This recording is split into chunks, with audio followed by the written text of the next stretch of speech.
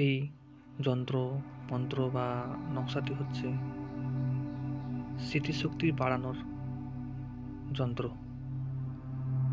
অনেকেরই দেখবেন যে কোনো কিছু পড়লে বা দেখলে শুনলে সহজে মনে থাকে না, তারা ভুলে যায়, বা কোনো কিছু পড়লে অনেক সময় ধরে তাদেরকে পড়তে হয়, তারপর তাদের মাথার মধ্যে বা ব্রেনের মধ্যে সেই জিনিসটা আসে।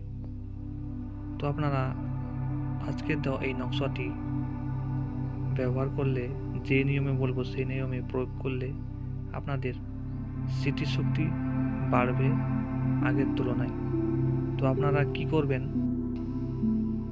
আপনারা স্ক্রিনে যে যন্ত্র বা নকশাটি দেখতে পাচ্ছেন, সেই নকশাটি আপনারা চীনামাটির প্লেটে লিখে জল দিয়ে ধুয়ে সেই জলটা যদি আপনারা খান, তাহলে আপনাদের অবশ্যই স্মৃতিশক্তি আগের তুলনায় অনেকটাই বৃদ্ধি পাবে।